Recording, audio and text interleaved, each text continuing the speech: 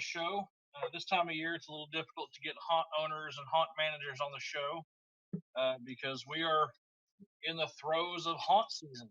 Haunted houses are open now, at least the ones that can open this year are open. Yep. So what we've done is we've actually been going to some haunted houses the last couple of weekends, and we're going to do a quick roundtable chat about some of the haunts we've seen and some things we've liked, and just hang out and talk about haunted houses for a little bit. So, that being said, tonight on the show we have Jim Jam as always. Hey. We've got Carol Moore, the haunt Tiger King. Tonight we're joined by Jason Kittrell, a good buddy of ours. Good haunt buddy, good all-around guy, kind of guy, tech wizard.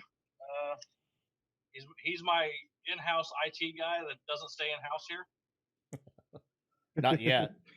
Hey, he's mine too as well. I always hit him up when I got some issues with the website. Same. One of these days he's going to start sending me an invoice. You haven't got them yet? I mean, yeah, I paid them already. Paid in full. Yeah, they go to the junk mail. Oh, those. I thought those were spam. I just threw those away. But hey, Jason, you're much appreciated, though. Oh, glad to be here. Absolutely. So I guess we'll kind of just jump into it. I know this past weekend, this past Friday, I went to 2 haunted houses Friday night. I went to Bloody Acres up in Gallatin, and I went to Slaughterhouse in Hermitage. And I'd never been to Bloody Acres. It was the first time going. It was there's a lot of property, a lot of uphill climbing, and this fat guy did not enjoy it. That's nothing on the show. That's just the fact that I'm out of shape. And I'm here. Back in the gym. The show itself, I thought, was really well done. It's tough to do an outdoor show because a lot of people, myself included, don't enjoy working outdoor haunted houses. I like my creature comforts of climate control and no rain and no mud and no bugs and all What's of that. What's the fun in that? Carol, I don't enjoy the tick counters that you do. Yeah, that isn't bad. I think if it was just working season in an outdoor attraction, I could probably be okay. But it's the building of an outdoor attraction in the summer that, again, this fat guy does not enjoy. I think Carol lives for that type of stuff, though. I don't. I mean, I do, but I don't. It does get to me from time to time. I get frustrated, but it's worth it once it starts to cool off. It looks pretty cool out there at night, and in the fall, it pays off for sure. I think Carol's just built differently than most of us. Oh, for sure. I got a big head for sure. Yeah. I think he's got a higher pain tolerance than most of us. Bloody Acres, they did a really good job. They were very friendly. The whole staff was very nice there. The actors, for the most part, were on point, hitting their spots. I even had a couple of them startle me, which, as anyone knows who goes through a haunted house with me, I rarely get scared, but I startle fairly, regularly going through a haunt, which is nice because I still kind of get a little bit of the excitement that I used to get going through a haunted house when I get startled. They had a whole Krampus area, which was kind of cool. They had, a whole scene full of old Christmas trees and this this snowman prop that I could have sworn was getting ready to come to life. It would have been a phenomenal scare if they had an actor in this oversized, kind of like disproportionate snowman prop costume. It would have been awesome. But they did a great job. Hats off to them. They had a decent crowd when we got there. We got there fairly early, and they had cars lined up, parked them in the parking lot area. And that one, it took us, I'd say, because I know it's 17 acres, the size of the property. It took us probably a solid 35, 40 minutes to go through it, and that's with me going through it at our pace, as opposed to the general public group pace. You just taking it in, huh? Yeah. They had a great Leatherface actor there who did the whole chainsaw dance and everything. And he got my applause. I think that guy's been there a long time. If I remember right, somebody did a pretty good Leatherface last time I went. If he's still doing that full dance at the end of the season, I'll be very impressed. The chainsaw is not very light. Then after that, we went to this is a buddy of mine and my sister-in-law. We went to Slaughterhouse that night, but we'll get into the Slaughterhouse review here in a minute because Jason and Carol and I went through Slaughterhouse this past Sunday. Yeah, I saw the pictures. But Jason, have you hit any besides Slaughterhouse yet? This year, Slaughterhouse has been the only one I've been able to go to so far. There's a few on my wish list for the year. Just finding time with my schedule, an ever-changing schedule. Finding that time to be able to go. And not just go by myself. Haunted houses are 100,000% better when you have a gang to go with. Even if it's just one other person, because then you can bounce things off. And I love going with Matt and Carol and everybody else who's in the haunt industry and getting that professional conversation afterwards. But there is nothing like going to a haunted house with somebody who's not in the business, who doesn't understand the industry, the GP, if you will, the general public, taking them and going with them through, because they experience things that you completely overlook once you've been in the industry, because you're walking around haunted houses like it's a museum, like, oh yeah, look at those speakers up there on the wall, that's great placement, I'd place them over here so you get the reverb. But they're going through and they're focused directly on where's the next scare coming from. Oh my god, this is scary. And it's always fun to get that reaction, get that point of view after you've gone through. But going by myself, I've done it before. It just ain't that much fun. It's not as much fun going through by yourself. I experienced that really for the first time this past weekend when I was up in Kentucky, because I was doing some work for Skeleton's Lair and was going to go through the show that night. And I still enjoyed myself. The show was still really good. I applauded their show, but you're right. It's almost like a more sterile experience because you're kind of just walking through and kind of looking at everything. You're not really getting into it as much as you do when you're there with some of your friends. Well, the other part of that too is once you worked in the industry, especially if you go through a haunt that people know you at, you don't get the same reaction when you're by yourself, because it's like, oh, look, hey, it's that guy I know. It's Jason. Hey, we work together here. Let's talk in the scene. And then, it takes you out of the haunt in some cases, because some actors, they're easily pulled away from the ambiance that they're trying to create. Yes. I've had that happen a couple of times where actors would know my name, and then they would they would know me, not just know my name, and they would kind of do that. So I know what you're talking about there. And you don't want to be rude. You don't want to be like, oh, I can't believe you came out of character or anything. But it's like, I just got pulled back in reality by Ted from accounting in the department I work in, Like, great, Ted, let's not talk about work here. You're supposed to be scaring me. Good. Yeah. Just sign your GPS reports. But I have kind of tried to test some of the actors, and I would talk to them like, because I know who they are, and they would stay in character. So I always that was loved doing that when I was acting. My favorite things. Carol couldn't even get me to break character sometimes. Come on, man. Carol.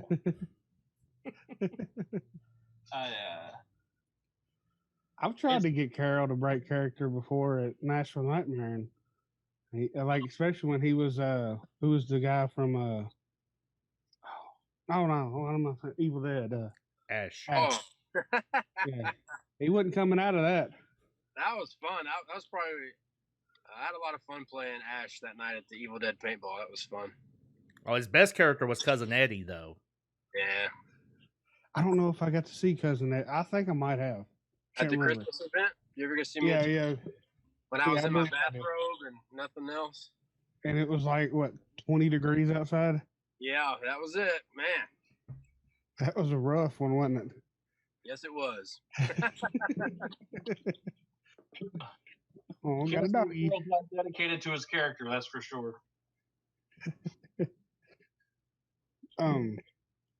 Let's see.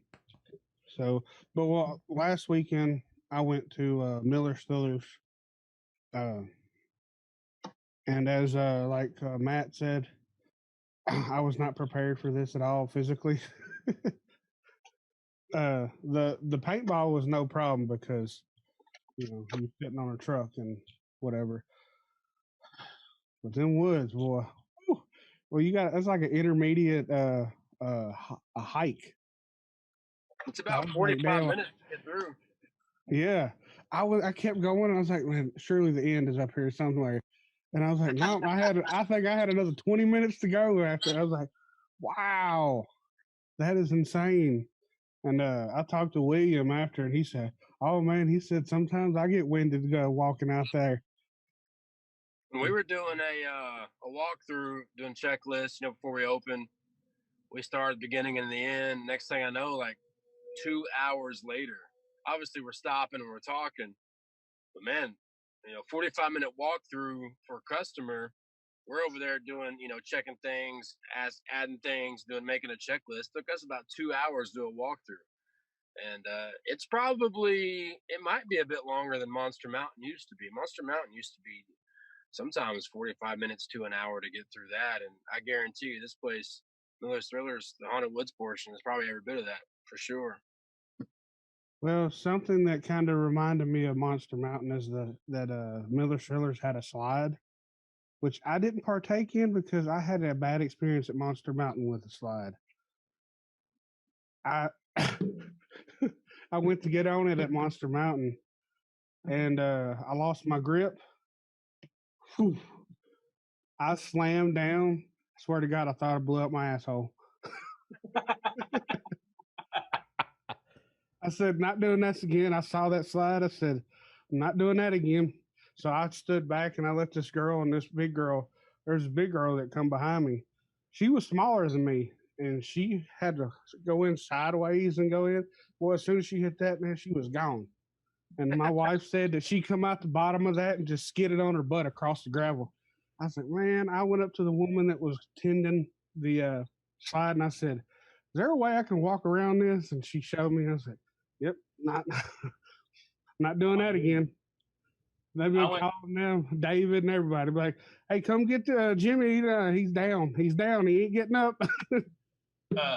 When I was at Skeleton's Lair this past weekend, they had 3 slides in the show, and I did the first one, and then went to the first one was it was a spiral, like legitimate slide. The second one was the big black corrugated pipe that a lot of them use for slides, and I went to I grabbed a hold of the top of it and I went to put my feet on it. Well, it cooled off quite a bit, so everything had that nice coating of dew on it. I put my feet on the pipe, get ready to go, and my feet just shot out from under me, and I took off, like a bat on a hell to slide. So I got the third one. I was like, nah, I think I'm gonna take the stairs. Oh yeah, it hurt that Monster Mountain anyways. So I said I'm not gonna experience that again. But everybody else seemed to have fun going down the side. So, but my wife was I don't. Well, they didn't really have the rules up at Miller Sewer, or not rules, but saying that you can't film in the haunt. So my wife was going through filming inside the haunt. And she got in trouble. Someone come up to her and told her that she wasn't supposed to be filming. But but as I think about it, hell, no one did ever say that you can't. Usually haunts are like no video or no pictures. That wasn't said at this one, but I have yeah. seen where haunts now, some of the big ones are allowing you to photograph and videotape inside, but you have to do it in selfie form. So you have to have that camera pointing at your face. So you're seeing the reaction of the person going through rather than what they're seeing in front of them. And Yeah, that so I guess way, it's not. the scares are still being conveyed, but it's not spoiling the layout and what's in front. It's getting the actual reaction of the videographer. Yeah, I think that it could be a good thing for haunts, though. Well, it could be, but you got to realize some of these cameras, they can pick up a lot of details that if you saw some of these things in the light of day, you would be like, oh, that's totally fake. And it takes the realism out of them. It's when you have the lighting the way exactly you want it on it, and that's all you're focusing their eyes on. It Yeah, becomes better. So I understand why they do it. I love haunt photography. It's something I loved doing, but it was photography so that I could take the picture and then I can look at it before I do anything, and say, okay, now what do I want people to look at? What parts of this are important, and accent those while dulling down the stuff that's obviously wouldn't stand the test of light. Well, just be a perfectionist about what you put in your show, then you don't have to worry about it. Well, it's just like haunt makeup versus production makeup. I mean, what you see on TV and movies and everything takes hours and hours and hours. Haunt, you got what's that, Matt? Yeah, they have 8 hours to do it, and usually more than one artist. Right, and in haunt, you've got, hey, this guy just came in off the street. Can you get him out in 5 minutes in full makeup and gear? Black out his eyes. You know what I hate the most is when the news comes out, and especially if you're an outdoor attraction and they're filming in the broad daylight, and you're like, this looks like crap, and they're gonna film every bit of it. They're like, well, hey, we can just take you over here behind the scenes, and I'm like, please don't. Oh, great. You're talking about your Phil Williams experience, or whoever it was last year at the lake, huh? Yeah, well, that's just one of them. We had one lady, and I was like, make sure. I was telling her, I was like, look, this stuff looks really good at night, but during the day, it looks kind of off, She's like, trust me, I'll make it look really good. And I was like, oh, I've heard that before.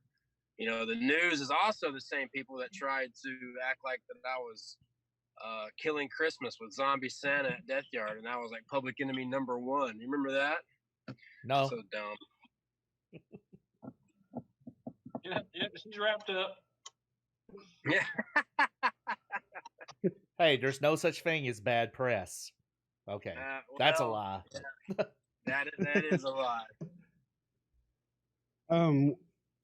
Also, one thing, because we went through we did the paintball first, and it's totally different than the last year. How you get on the thing used to, you just walk up I think they had some kind of just regular steps.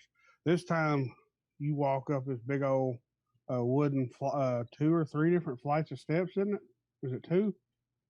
It depends on how what trailer you load on, but they have 3 loading bays, and you get go up some stairs, and yeah.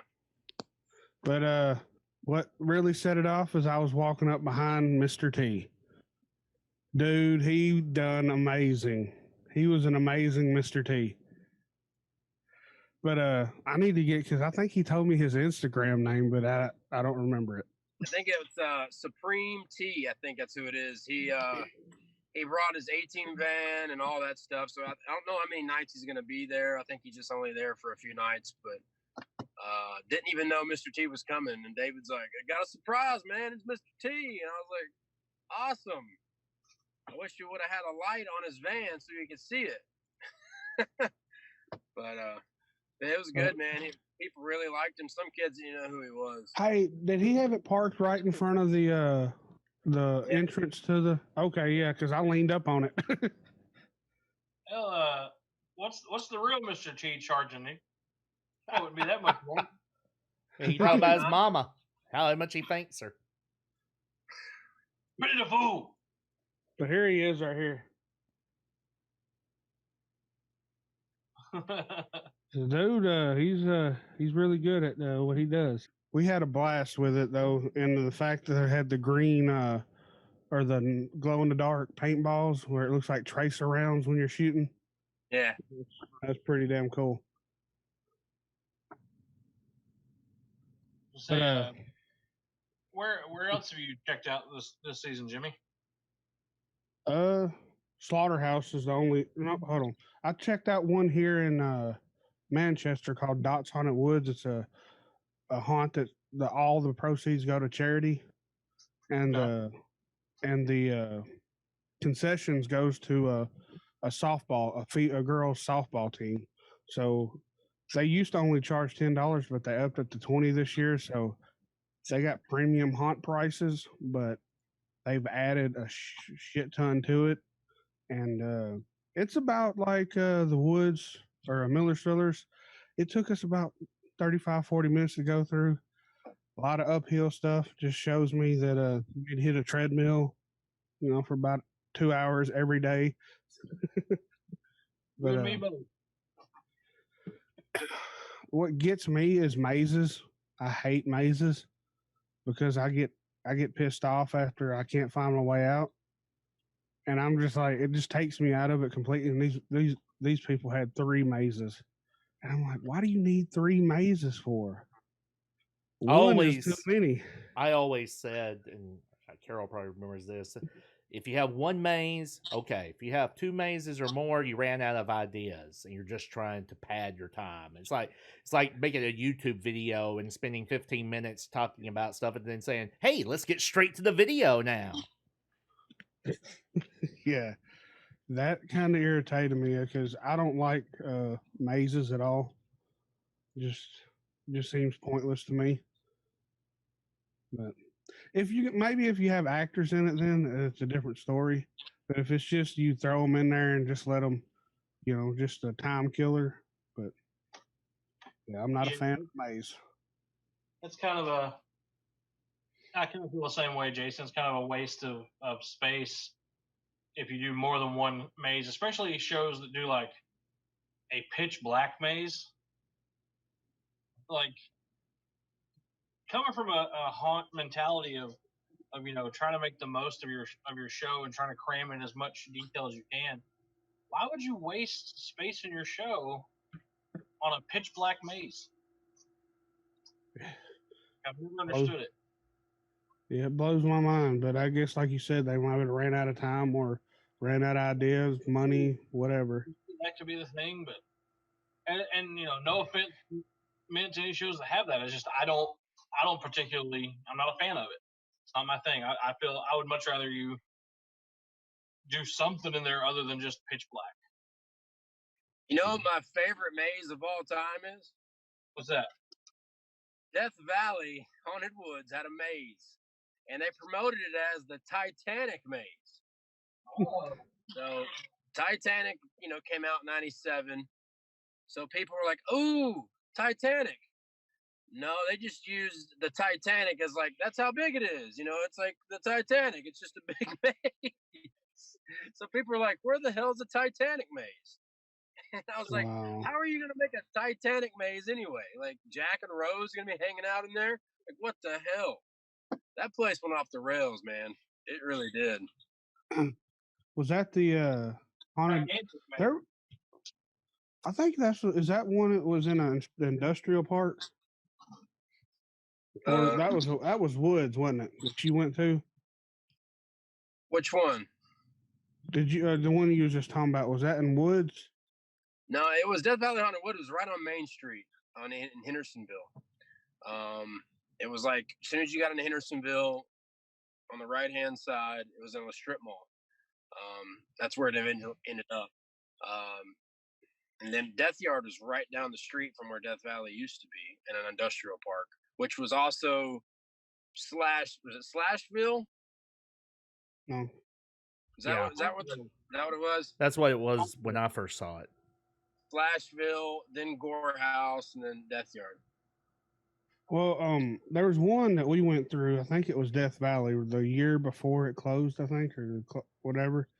Man, it pissed me off so bad. We come up to a scene. What? It was Hauntville, Jason. Hauntville. Hauntville. That's Slashville right. was that one that was trying to open and never did. Sorry. Anyway, go ahead. Is that wait? Slashville is the one that had the Ferris wheel. Yeah. But yeah, we was going through it. We got to a scene. I think a girl was laying in the bed, or I think it was supposed to be, what's her name? Linda Blair's character. Reagan. Yeah, Reagan. This girl literally looks up and goes, "Rawr." And I'm like, what the fuck did you just do? that right there, I was already pissed then. We come up to a wall and I look in and this dude is just standing there with his mask off. And I'm like, holy fuck, what is going on in here? I'm already pissed off. So we get close to the end of it and this dude comes up, he runs past me and he tries to scare my wife. And I guess he steps on her foot. He comes back and taps me on the shoulder and was like, "Hey, tell that girl I'm sorry for stepping on her foot." I'm like, what the?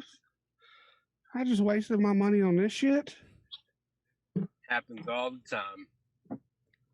The I guess the manager comes by as we're leaving. He said, "How'd you like it?" And I said, "It was long." And I just kept walking. I was like, "Man, what the?" Link playing everything.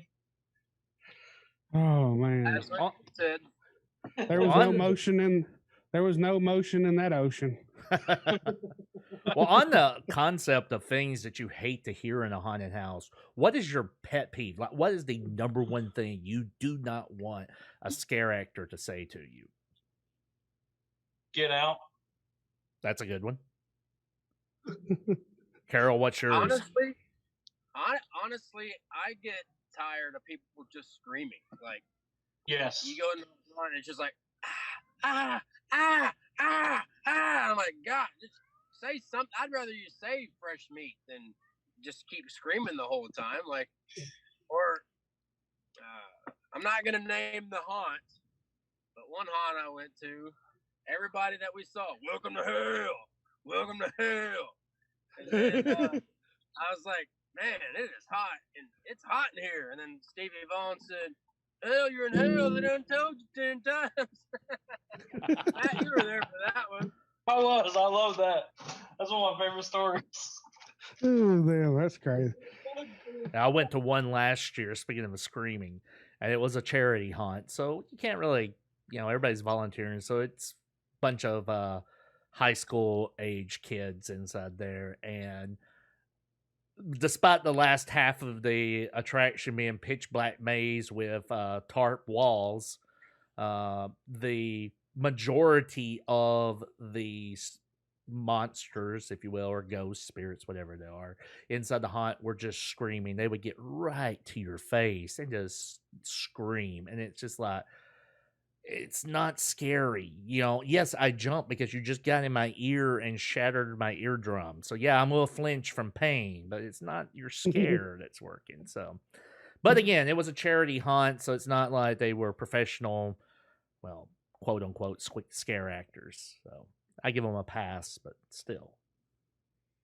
I mean, what would you do if an actor bust out and all you heard is like a fart noise?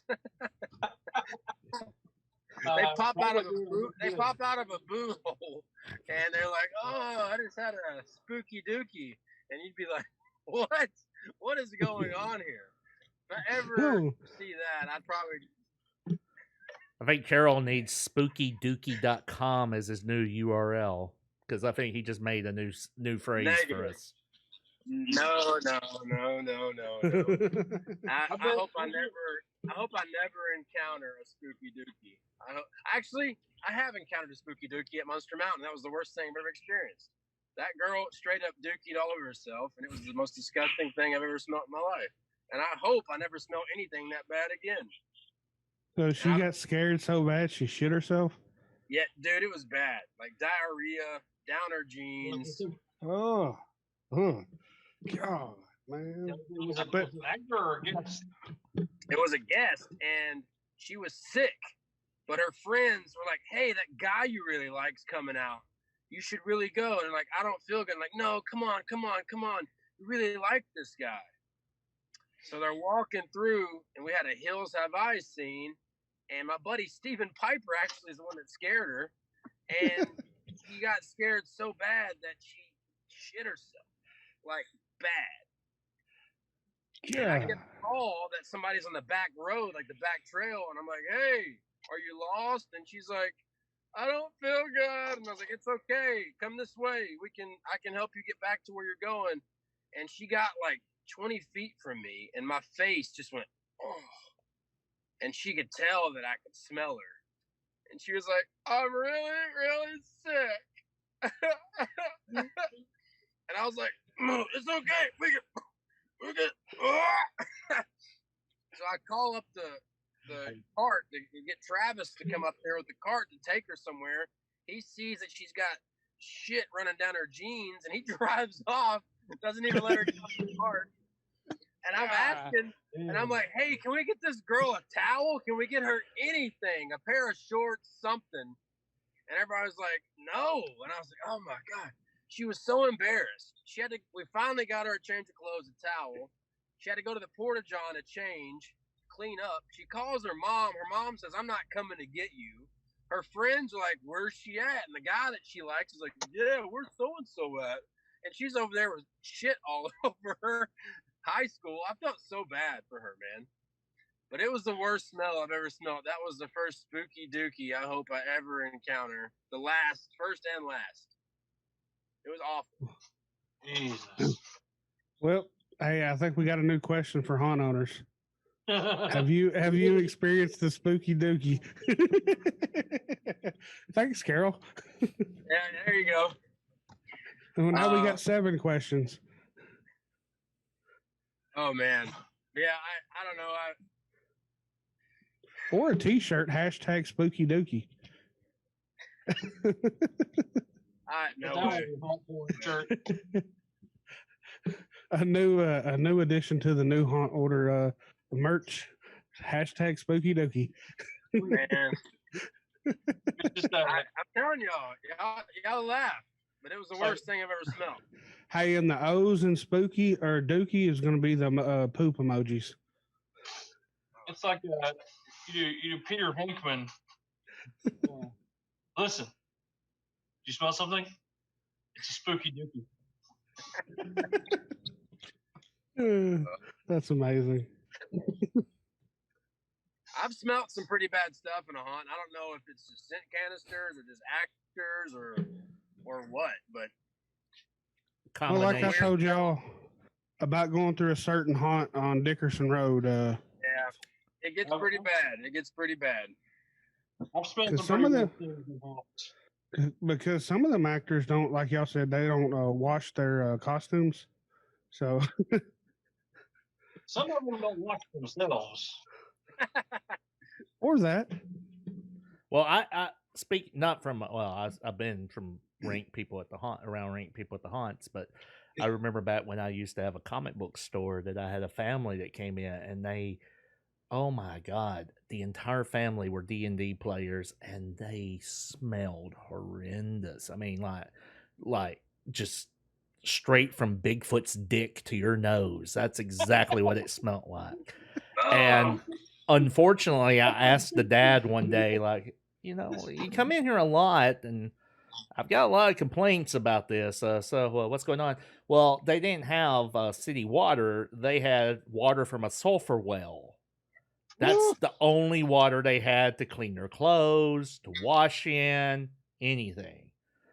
Oh my God. It was bad. It was real bad. I think I would have to. Wow. I don't know what I'd do in that situation. I feel for Matt. Laundromat. A lot of times I feel bad for Matt because Matt has to put makeup and get right up in the devil's dungeon of some of these people. And I feel for him. There's a reason I started keeping peppermints on my makeup table. I appreciate you doing that, man. I always like a good peppermint. I tell them it's kind of like the COVID masks. This is for me more than it is for you. So put this in your mouth hole. But anyway, let's get back onto the topic of discussion. Like I said, I went to Skeleton's Lair when I was up in Kentucky. That was a fun time there. I'll probably go back again. I don't know if it'll be this season, but I'll definitely go back again next season. But I know all four of us have been through Slaughterhouse now at least once this season. Yeah. So let's discuss Slaughterhouse. I don't know if it was. Who wants to go first? Well, since I went first because I got invited to the family and friends night. I don't know if it was different for y'all, because usually, family and friends is not a lot everything going on like they maybe have for the general public. But I noticed. Well, Slaughterhouse has completely changed this year. A lot of things have been moved and all that, like most haunts do. And I noticed that they have some of their, it's in an old movie theater, so you're going to have those slants or whatever. Well, some of these slants were very, very steep. Oh, I thought you were going to have some down cleats on to climb up them down some slants. Climbing gear. Yeah, climbing gear, some ropes, some ice hooks, and all that good stuff. But I like the fact, how a lot of them incorporated the mask into their costume. Because, that's definitely, you got to come up with a creative way to do that. And I think a lot of haunts are doing that very well. Yeah, pictures I've seen. At Slaughterhouse, I noticed they had, a lot of actors had these clear, looked like the bottom portion of a hockey mask, but it was clear plastic. I thought that was really good because that way, you can still do makeup and everything like that, and you really don't notice the mask very much. Like it didn't. I think the guy with the snake had the clear mask, didn't he? He did. Yeah, he was the first one I saw with it, but there were several that had them. And that I don't know. Shows how much they were, how little they distracted you because, Yeah. You thought it was just the one. Did y'all go through Slaughterhouse last year? I don't know, Carol. You might not. You was in Orlando, wasn't you? I haven't been through Slaughterhouse since their first year. I think it was the last time I went. So when you talk about the ramps were really bad their first year. They weren't as bad this time. There seemed to be a lot more ramps the first year than there were this time. Maybe they're not, but it just didn't. Remember the first year it was like ramp. This time there was a few.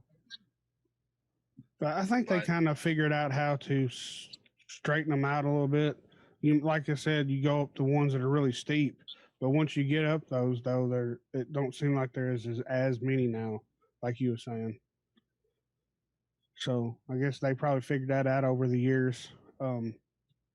Yeah, if I remember correctly, like in their first years, they also had not just the steep hills going up, but the steep hills going down, which is even worse because, once you have momentum, mass and momentum is not a good combination. Well, last year, I've been through every year since they've moved to Hermitage. And last year they had the big guy that had no shirt on that wanted to dance with all the guys. Sounds like Fuller. Yeah. Well, I danced with him. I jumped up. Go.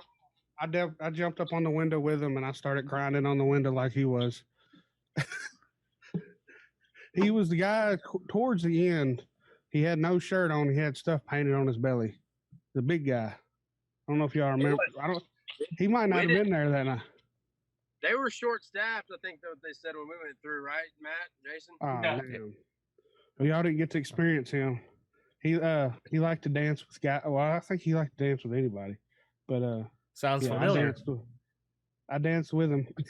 There were a lot of dead spots when we walked the show, but again, we went through on a Sunday, and Sundays you typically have a lot more call outs because people are tired, and some people have to work the next day, and some people are just turds and call out on Sundays. Yeah, that's one thing I'm sure y'all have all experienced working haunts is hard to get people to actually commit to working all weekend, right? It's hard to get people to commit to working.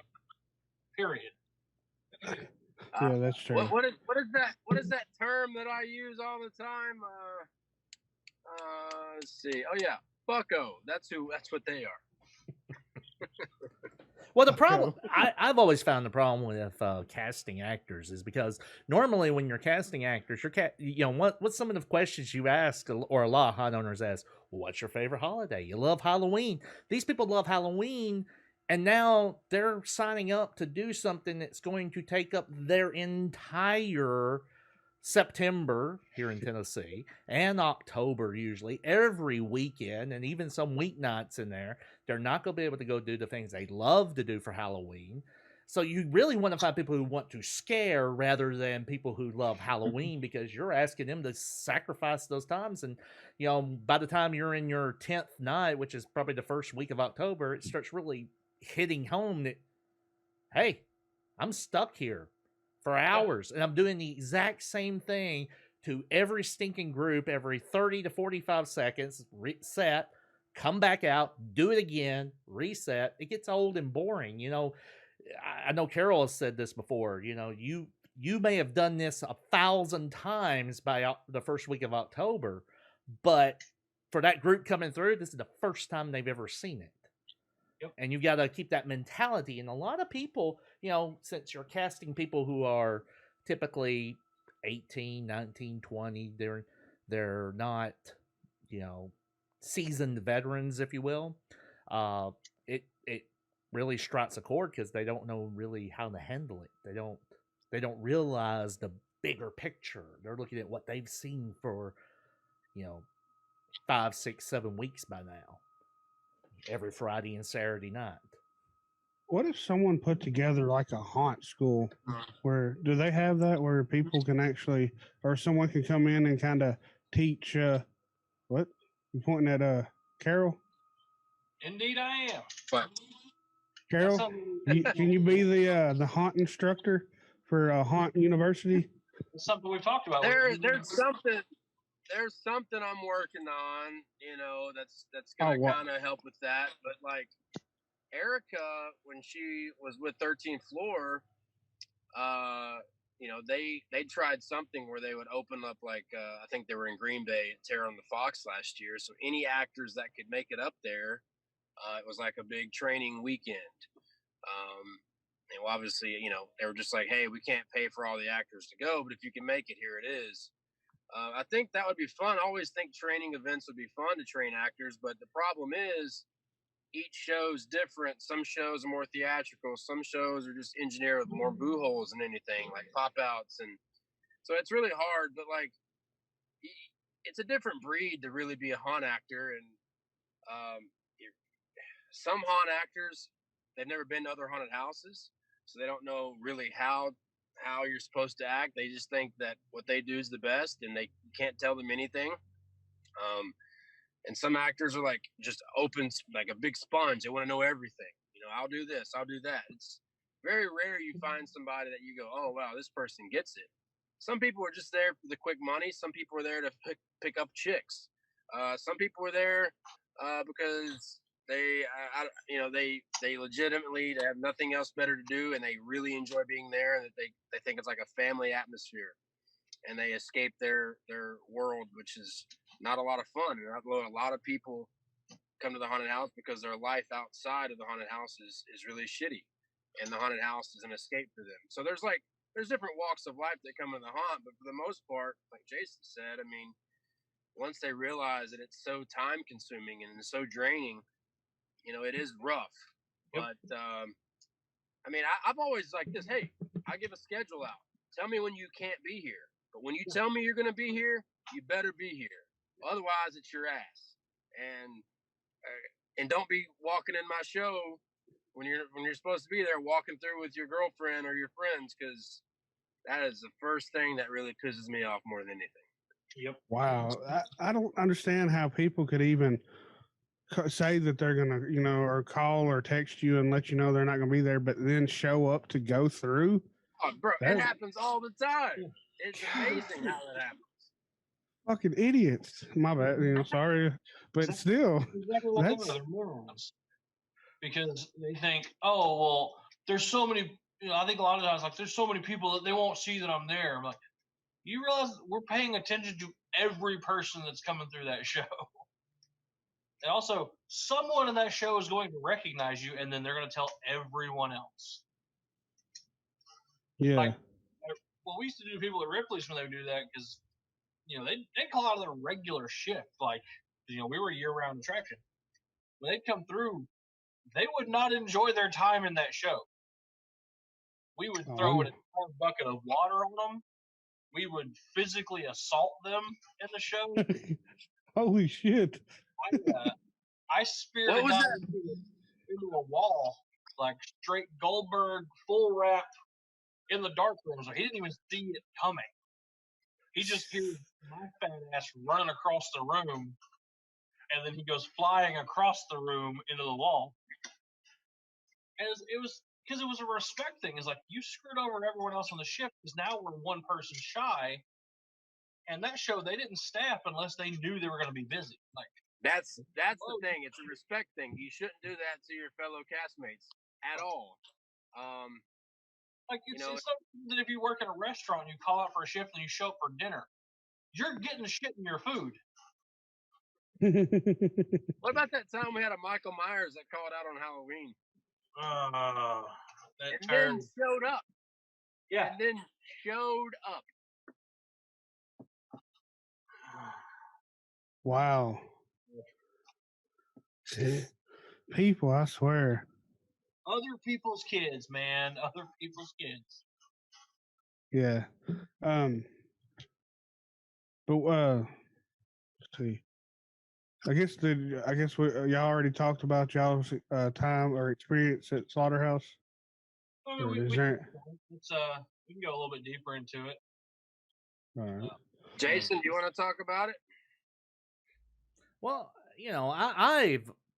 I didn't go to Slaughterhouse when it was anywhere but the Hermitage location. So since Stacy took over being manager and owner of it, that's pretty much when I started going. And I've been going every year since it moved over there. And like Jimmy said earlier, I've seen the incredibly hard to climb hills inside there. But I will have to say this. The first few years that I was going there, when they were brand new and they were trying to figure out what they had there, the actors, for the most part, were very much in their roles. They were very much like Freddy was Freddy.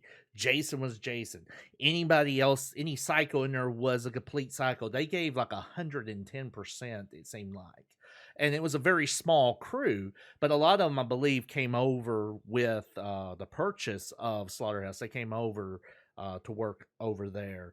I noticed that this year, even with the number of people, empty scenes that they had or areas that were kind of dead this past Sunday, I got the drive from many of the actors, but there were a lot of actors that were there that just seemed to be phoning it in.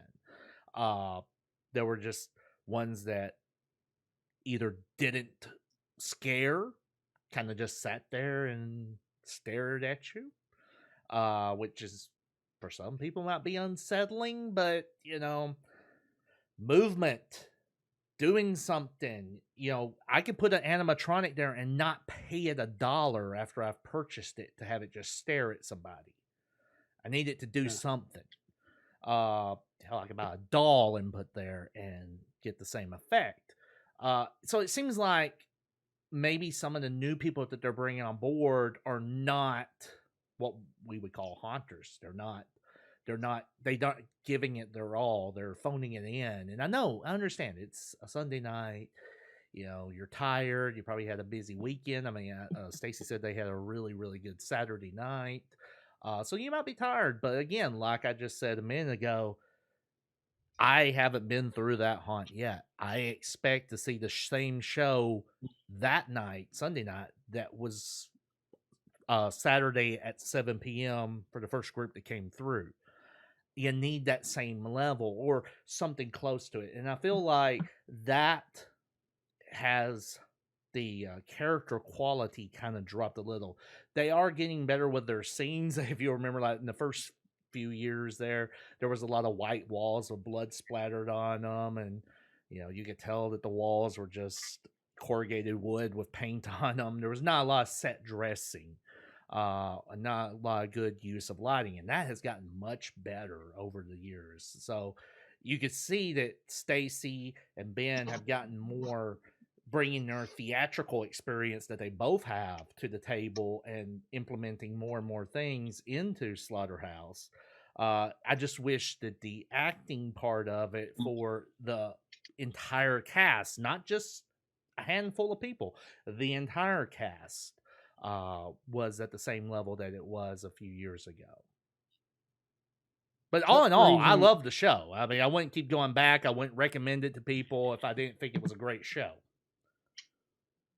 Like you said, over the years since they took it over, I've noticed, a lot of the haunt, before you could see the roof of the ceiling but now it looks like they're covering more and more stuff, camouflaging that. So I'm really liking that, because that definitely will take you out if you can look up and see. Go ahead. Oh no, I was just thinking. One thing I really like, and I think Carol and Matt can both agree, is their swamp fog scene.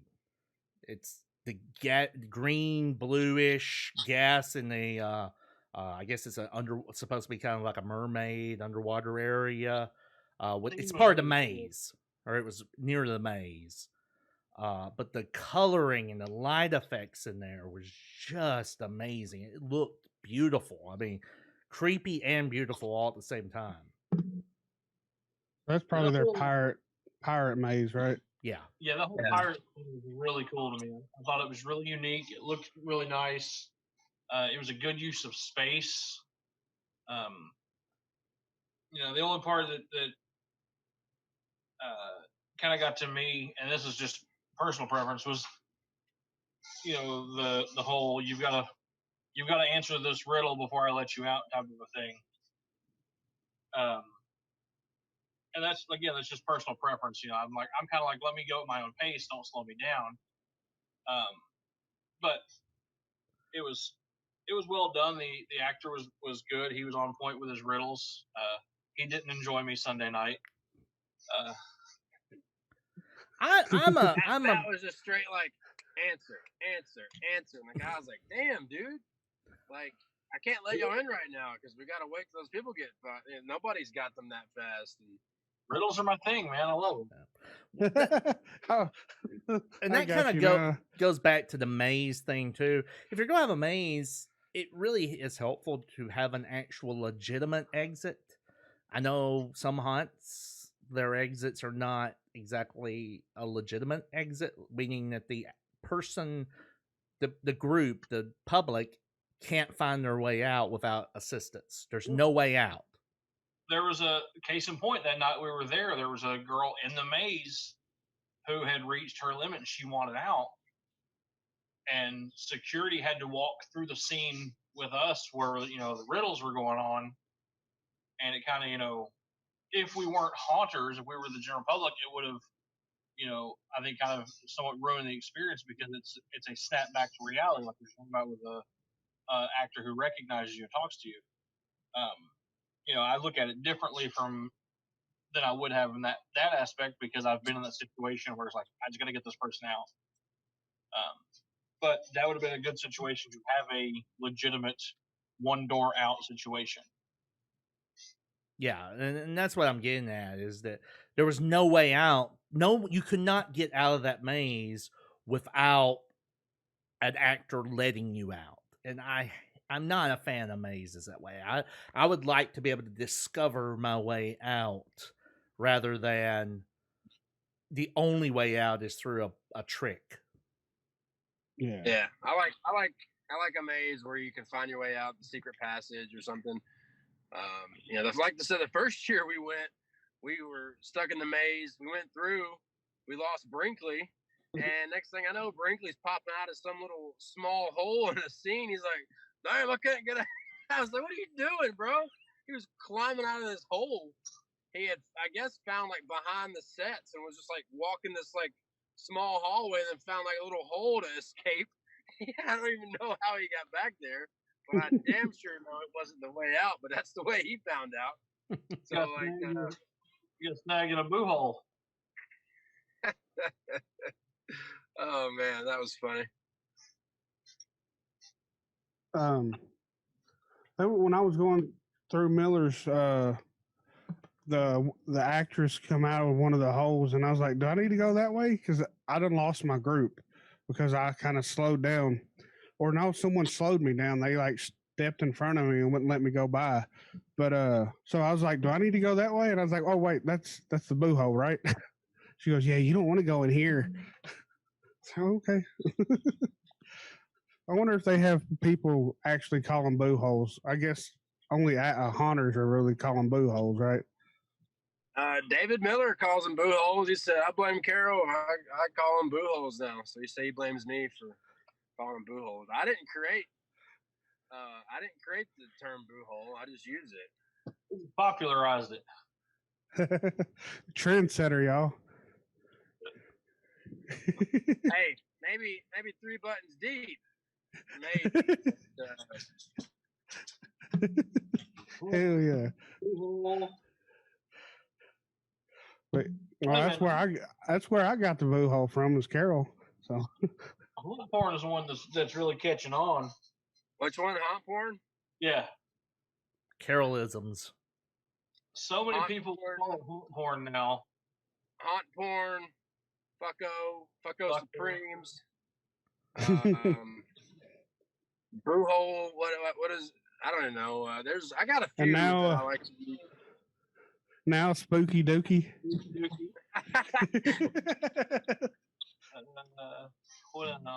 There's several of them. And they just happen organically. Can't force them, or else you get spooky dookie. I got a feel like when I'm like when I'm like working in a scene with David and me and William working with David, I was like, "Man, what? What? You went full robot. Yeah, you was just like glitching.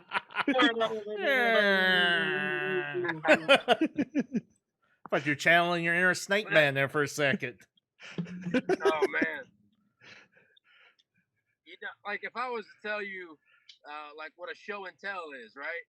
A show and tell is basically it's a scene that you walk by, you don't go in it, but it helps set the theme or set the tone for what you're about to see, right? So I call that a show and tell. Or a scene that you walk through twice, but different paths. So that's like a 2-for-1, right? So that's little things that I use, like that's a show and tell, or that's a 2-for-1. And you can just go through it one side and come through the other. I don't know.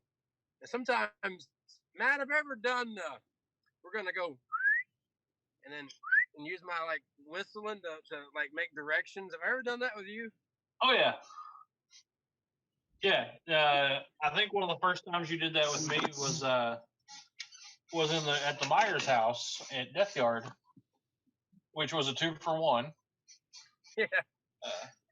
And it was go around the house here, go out the pantry, then when they come back around, they'll right into right here in the Yeah, that's awesome. And depending on the tone of the whistle, you know which direction you were going. I remember when Carol moved to California, I call him the Beverly Boo Billy. Boo Billy, that's amazing. I've never heard that. That's funny. Oh, you're welcome. Damn it, man. There's another shirt. Carol, the Beverly Boo Billy. Oh man. I tell Yeah, you we what, can get a cartoon picture of you and put that on a shirt. Beverly Boo Billy with the three buttons deep. You gotta have the 3 buttons deep on it though. I told some artists I was working with in Orlando last year, they're like, so how long you been doing haunted houses? And man, I've been spooking since 2006. And they were like, what? A spooking? I said, yeah, I've been spooking. And they're like, I've never heard that in my life. So they made me a bumper sticker and had me a shirt made. Spooking since 06. Hell yeah. Spooking is a southern term. You don't hear a What's lot that? of I definitely think spooking is a southern term. I don't know a lot of haunts outside of the like southeast region that ever use the term spooking. Spooking, spook house, spook show. I mean, I know all the old folks, they call haunted houses spook houses. Spook house. Because when, you know, like you go and work out, like, yeah, you go on that spook house night, you can go down that spook house, and you know, that's what I've always, you know, heard the older folks call That's where spooky things happen. Yeah. Makes sense. Yep. No. I can't get over the Beverly Boo Billy. That got me. That is pretty funny, Jason. That's Copyright. Beverly Boo Billy. Damn it. Lock down the URL. There's your YouTube channel. The old number 7 shirt. The old Jack Daniels. Why you gotta bring that up, man? You know I want a Death Yard shirt so bad. Jimmy, one day you're gonna open your mailbox and go, "Holy shit!" There's a Death Yard shirt. I'll just in case I don't lose weight, I'm a 4X. Just let you know.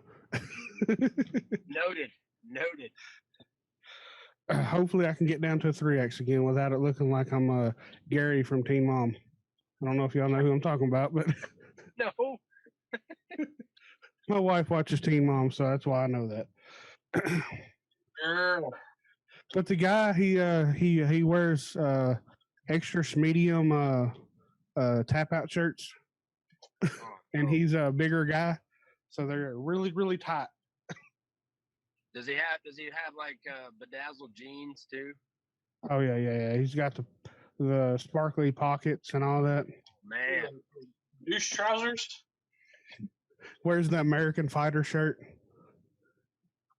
The only thing that dude's fighting is diabetes. I don't wear other shirts besides the ones that I get made.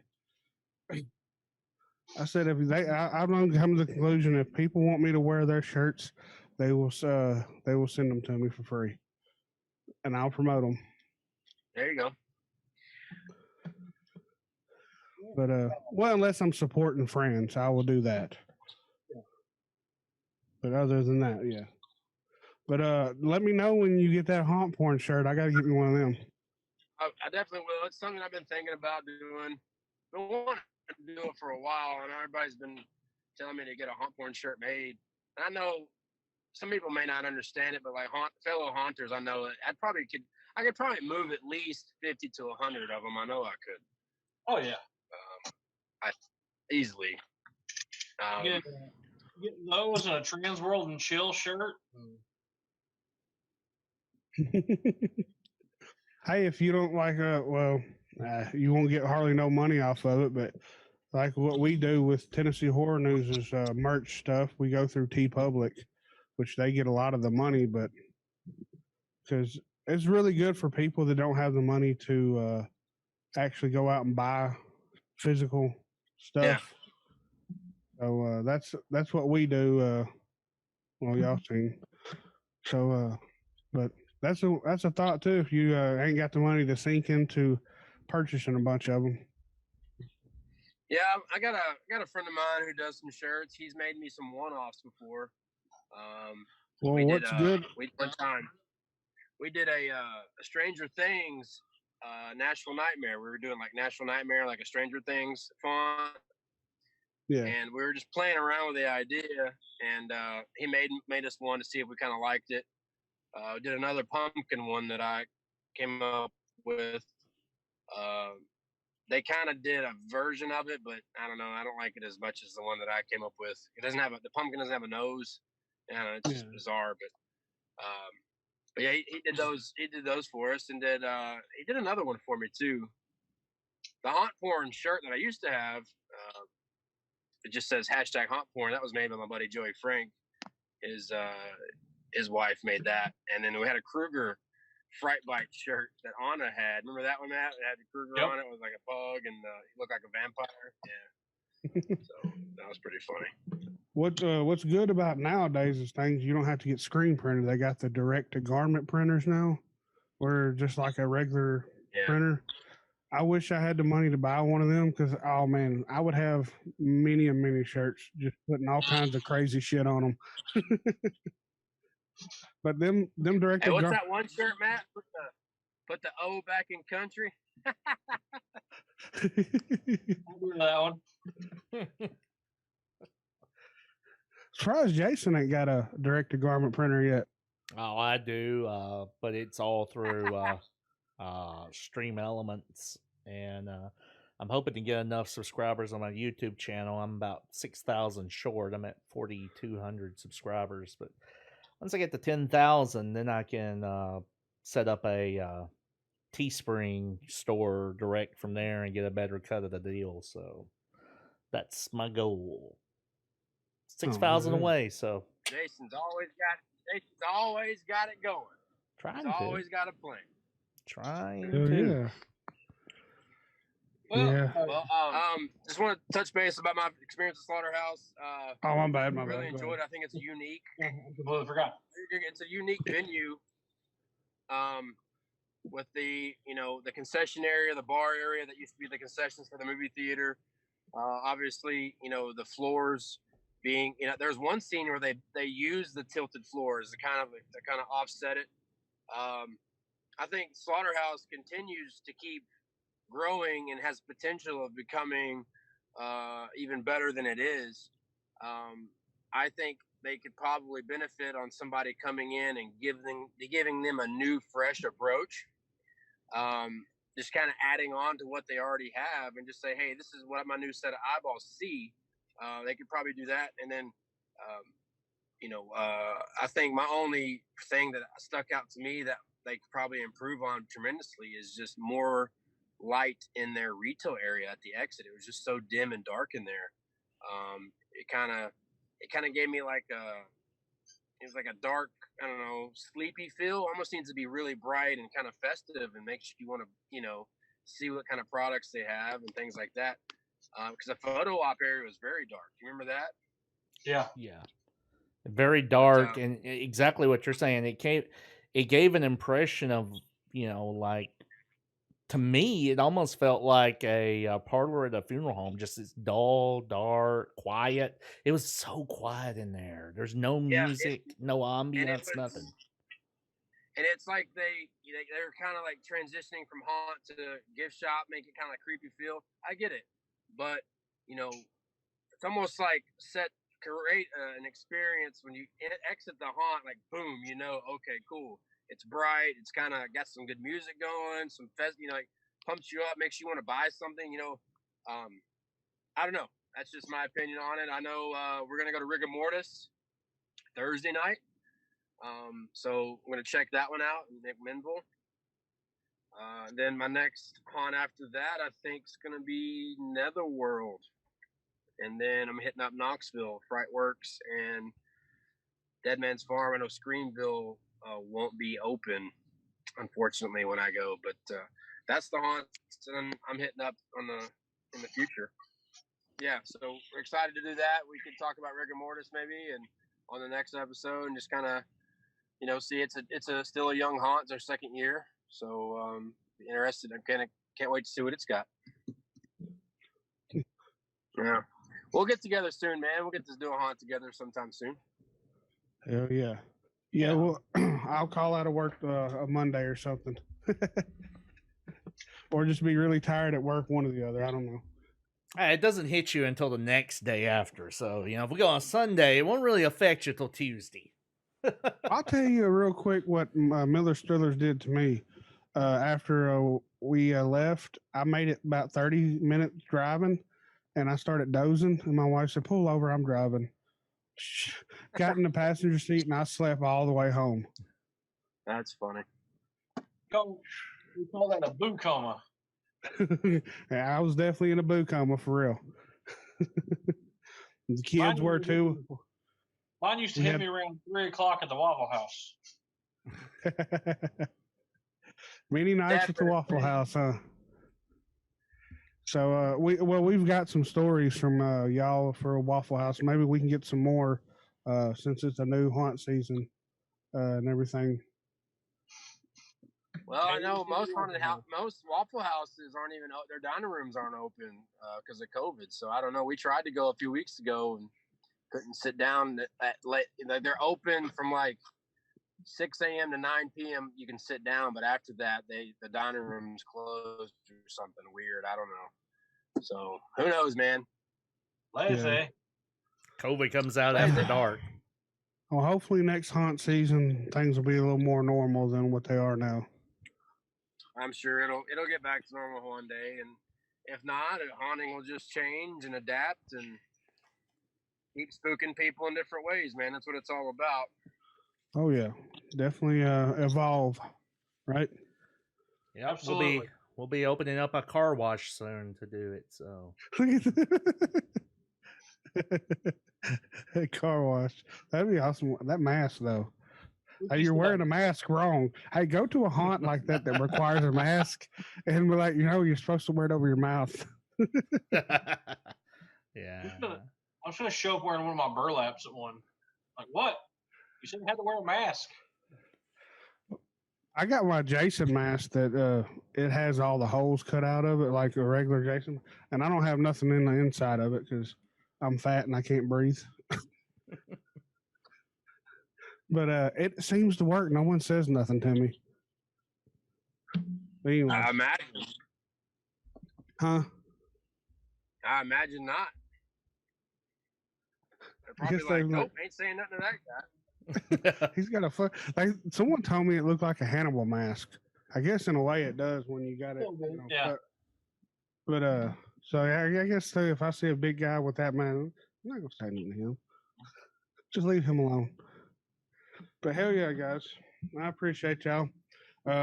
Carol, you go and watch you a movie and get you some rest, cause yeah, I know you tired. Nah, I'll be all right, man. Well, get you some rest when you do. Watch you some good movies and all that good shit. Have fun this weekend haunting, doing whatever you're going to be doing out there. I know you're probably all over the place, ain't you? Are you gonna... I mean, I was all over the paintball area anyway. Oh, okay. Well, hell yeah. Well, we'll get together again sometime. Absolutely. All right, man. All right. Well, y'all take it easy, and everybody watching, listening, go check out your local haunted house, and if you get a chance, travel to a haunted house and enjoy the season. Support your home. They're lonely. Yep. Yeah, well, I'm definitely going to be traveling this weekend, so yeah. Well, I hope y'all be safe tomorrow night coming up here to McMinnville. But y'all have a safe trip, and yeah, we'll talk to you soon. All right, guys. Thanks for joining us for this laid back chat about haunted houses here on New Haunt Order. As always, I want to thank Jim Jam for being here with me. And Gerald Moore and Jason Kittrell, thanks for joining us and chatting about Slaughterhouse and just haunts in general and what we like, what we don't like, what's cool, what's not cool. And everybody be safe, wear your masks, wash your hands, stay away from each other. Go see your haunted house. Yeah. Later.